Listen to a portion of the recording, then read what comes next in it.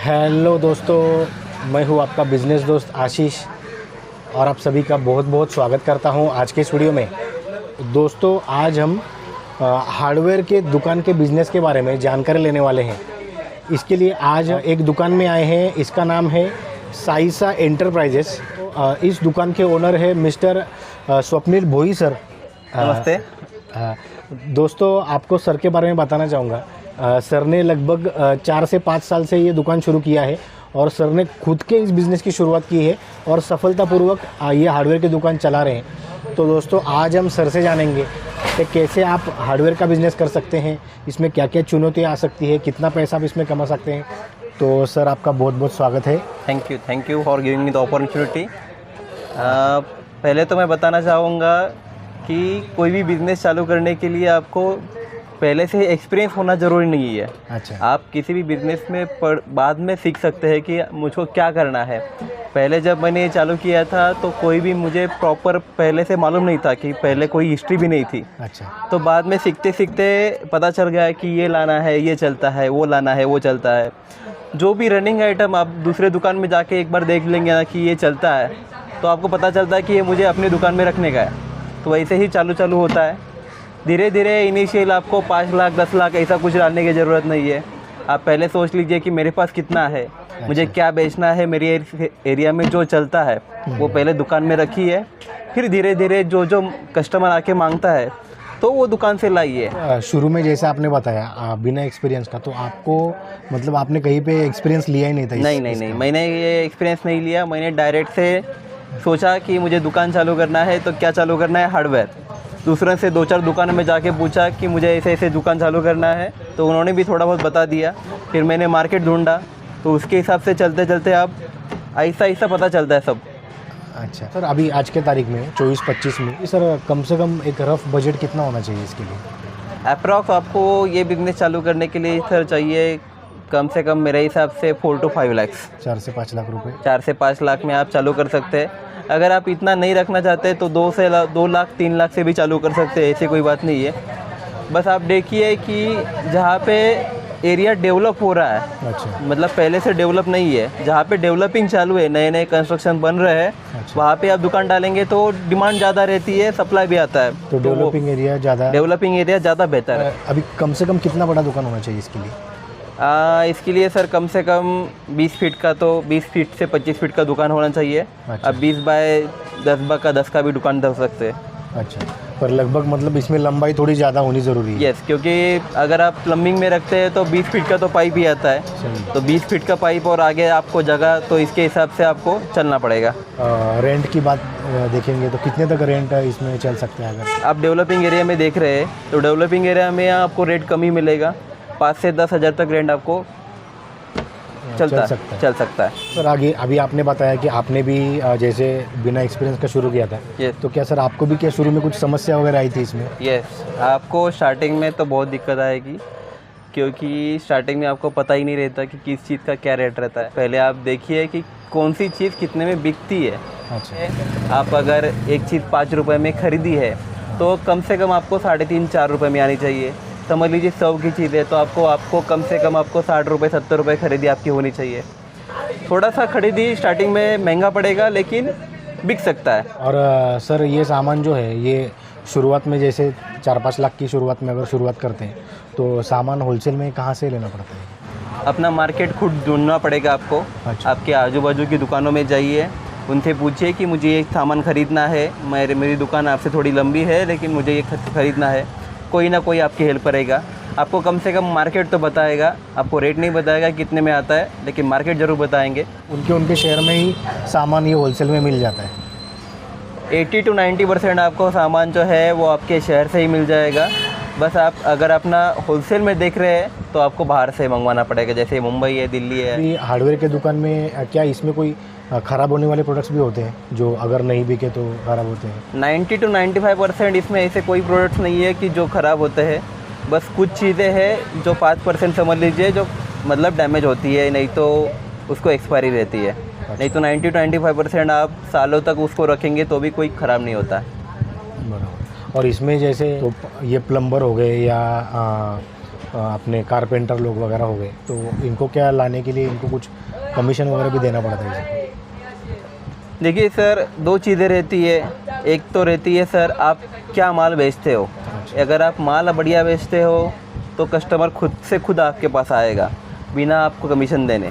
अगर आप माल थोड़ा सा दूसरा बेचते हो तो कमीशन आपको देना पड़ेगा।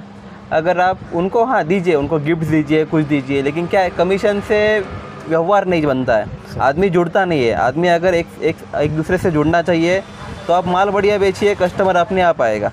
तो क्या इसमें सर उधारी वगैरह देनी पड़ती है? सर ऐसा कौन सा भी धंधा नहीं रहा है भी कि जिसमें उधारी नहीं है। उधारी के बिना धंधा नहीं चलता है। आप कितना भी लिख लिए, कुछ भी करिए कि उधार नहीं मिलता है, ये नहीं मिलता है, लेकिन ये सोच के चलना है कि उधार दिया हुआ पैसा अपना नहीं है। आप 1000 बार मांगेंगे तो आपको एक बार मिलता है। तो जितना कम से कम रहेगा उतना उधार कीजिए। कितना भी अगर पास का रिश्तेदार रहे, पास का प्लम्बर रहे, पास का कोई भी रहे, उसको उधार मत करिए, क्योंकि उधारी ऐसी चीज़ है कि जो आदमी को गायब कर देती है मिस्टर इंडिया बना देती है उसको। अगर कोई ये नया दुकान शुरू करता है हार्डवेयर का, तो उसका दुकान अच्छे चलने के लिए और कुछ तरीका है, जैसे जल्द से जल्द दुकान सेट होने के लिए? मार्केट में दुकान आपने डाला है तो मार्केट में दुकान चलेगा। बस एक ही चीज़ है, जो बिक रहा है वही बेचिए। अच्छा। समझ लीजिए, अगर आप URP वगैरह है कि जो चीज़ें हैं जिसमें मार्जिन ज़्यादा रहता है, कमीशन ज़्यादा रहता है, लेकिन वो अनब्रांडेड है, जिनका नाम लोगों को मालूम नहीं है, तो खुद से उनका नाम ब्रांडिंग करने की कोशिश मत करिए, क्योंकि उनका ब्रांड एम्बेसडर आपको चुना नहीं गया है। आप वही करिए जो कस्टमर को मालूम है, खुद से मालूम है, कस्टमर आके खुद से मांग रहा है, अपने आप सेल बढ़ जाएगा। फिर भी सर कितने प्लम्बर होने चाहिए शुरू में? ये तो प्लम्बिंग एक आपका सेक्टर बनता है पूरा। अच्छा। तो वैसे नहीं है, आप अपने हिसाब से चल सकते हैं। मल्टीपर्पज़ रखना ज़रूरी है, क्योंकि आपकी मार्केट में दुकान है, आपके पास बल्ब मांगने के लिए आएंगे, बहुत सी चीज़ें हैं, ब्लेड है, कारपेंटर का मटेरियल है, वायर भी है, खिल्ला रहता है, खिल्ले में बहुत से प्रकार है, टाइप्स है, आप नट बोल्ट्स है, वाइट सीमेंट है, बहुत सी चीज़ें हैं, डिस्टेम्पर है, कलर के आइटम रहते हैं। आपको रखना तो सब पड़ेगा। मैंने वही बोला कि आप थोड़ा थोड़ा करके सब लाइए पहले, आप बल्क का मत सोचिए। और दूसरी चीज़ है, उधारी का झंझट में मत पड़िए। तीसरी चीज़ है कि आप जितना हो सकता है उतना आप खुद से पहले से कांटेक्ट बढ़ाइए अपना। आप खुद जाके लोगों से पूछिए कि प्लम्बिंग का काम यहाँ पे कौन करता है, यहाँ पे इलेक्ट्रिशियन कौन है, यहाँ पे कलरिंग का काम कौन करता है। तो उनसे एक बार आपकी मुलाकातें हो गई, उनको बुलाइए, दुकान पे बुलाइए। मटेरियल लेने के लिए नहीं आएंगे चलेगा, एक बार वो आएंगे, चाय पियेंगे, मिल के बातें होएंगी, मुलाकातें बढ़ गई ना, तो कस्टमर पहचान से अपने आप अपने पास आएगा। सर अभी आपने भी खुद से ये बिज़नेस शुरू किया है, तो थोड़ा आपका भी एक्सपीरियंस मैं लेना चाहूँगा कि सर आपको क्या, जैसे किराए की दुकान में भी आपने शायद शुरू की होगी, तो क्या आपको भी क्या जेब से किराया वगैरह इसमें भरना पड़ सकता है शुरू में? देखिए सर, बिज़नेस है, स्टार्टिंग में ही नहीं, आपको कभी कभी 2 साल 4 साल हो गए तो भी आपको जेब से किराया भरना पड़ता है। अच्छा। धंधा है बोले तो धंधे में कैसा रहता है कि कभी ऊपर है तो कभी नीचे है, लेकिन आप एक बार ऊपर चले गए तो नीचे आने की आपको नौबत नहीं आती, जब तक आप कस्टमर के साथ सर्विस अच्छा कर रहे हैं। अगर हार्डवेयर के बिज़नेस में देखेंगे तो प्रॉफिट कितना मिलता है इसमें? सर प्रॉफिट मार्जिन मैं वही दोहराना चाहूँगा कि ब्रांडेड चीज़ों में थोड़ा सा कम रहता है। अच्छा। समझ लीजिए 10% 20% इतने पे ही काम करना पड़ता है। 20% भी कुछ नुकसानदायक नहीं रहता है अपने लिए, गिराइक आता रहता है। और कुछ चीज़ें ऐसी रहती है जिसमें आप 200% 300% भी कमाते हैं। बस वो चीज़ें आप खुलेआम नहीं बता सकते किसी को, लेकिन मार्जिन आप दुगना तिगना चौगना भी कर सकते हैं। कुछ चीज़ों में सर डबल होता है पैसा? डबल से नहीं सर, डबल नहीं होता है। अगर समझ लीजिए कुछ चीज़ें आपने 10 रुपये में लाई है तो वही चीज़ें 60 रुपये 70 रुपये में बेची जाती है। अच्छा। तो समझ लीजिए 600% 700% तक मार्जिन रहता है। तो इसमें सर जैसा आपने बताया 10 रुपये की चीज़ 60 रुपये में बिकती है, तो सभी हार्डवेयर वाले उसको 60 रुपये में भी बेचते हैं? कोई तो उसको 90 में बेचता है सर। अच्छा। मैं बोल रहा हूँ कि कुछ चीज़ें हैं जो आप लाते हैं 15 रुपये 10 रुपये में, वो चीज़ें आप 90 में 100 में बेचते हैं। अच्छी है, बस ब्रांडेड में कम मार्जिन रहता है। ब्रांडेड में 20% 25% इतने में ही काम करना पड़ता है। और सर अभी जैसे बाकी जैसे मेडिकल हो गया है या फिर बाकी ग्रोसरी वगैरह इसमें लोग अभी ऑनलाइन भी खरीद रहे हैं, तो क्या इसमें भी ऑनलाइन की वजह से दुकानों क्या? नहीं सर, इसमें ये लाइन में आपको ऑनलाइन का इम्पैक्ट 90% तो नहीं, आपको इम्पैक्ट कुछ भी इम्पैक्ट नहीं पड़ेगा आपको, क्योंकि ये ऐसी चीज़ें है जो आप समझ लीजिए मंगवा के नहीं रख सकते। मतलब आपका नल ख़राब होता है तो आप पहले से ही नहीं मंगवा सकते, या आपको आज नल ख़राब हुआ है मुझे बिठाना है, शाम को बिठाना रहता है, समझ लीजिए मुझे काम करना है पाइपलाइन से, वो ट्रांसपोर्टेशन पॉसिबल नहीं है।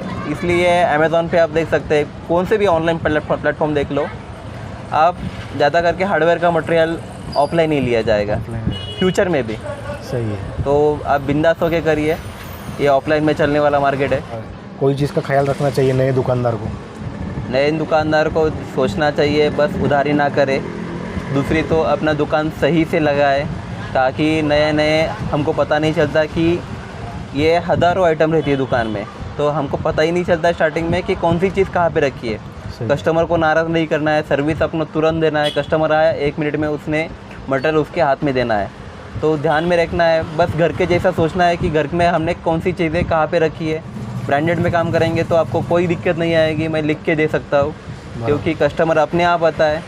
उधारी करेंगे तो डूबेंगे, आप कितना भी पैसा लगा लीजिए, 2 लाख लगाइए नहीं तो 20 लाख लगाइए, आप महीने का कम से कम 50,000 के ऊपर कमा लेते हैं। किसी ने अगर 10,000 रेंट के साथ, 10,000 भाड़े के साथ अगर दुकान लेता है वो, तो कम से कम सर कितना धंधा होना चाहिए?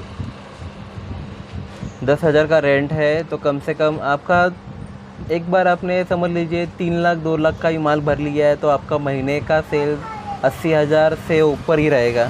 आप कितना भी माल कम करिए, क्योंकि एक बार रेफरेंस बन गया तो दिन का धंधा ये जाता है 15,000, 20,000, 25,000, कभी कभी 10,000 भी जाएगा, दिन का धंधा जाता है। अच्छा। तो उसके हिसाब से हम पकड़ के चलते हैं कि नॉर्मल हम एवरेज कैसे निकालते हैं। समझ लीजिए कि हमारा एवरेज 20% रहेगा, तो 10,000 का सेल है, 20% मार्जिन है, तो 2,000 हमारा दिन का पड़ा, महीने का 60,000 पड़ता है, 10,000 रेंट गया, 50,000 आपको मिलना ही मिलना है। बराबर। तो इसमें 50,000 तक आदमी महीने में कमा लेता है, आराम से कमा लेता है, क्योंकि ये रोटेशन रहता है सर, अपना माल दिया गया, माया लाया, ऐसा रहता है।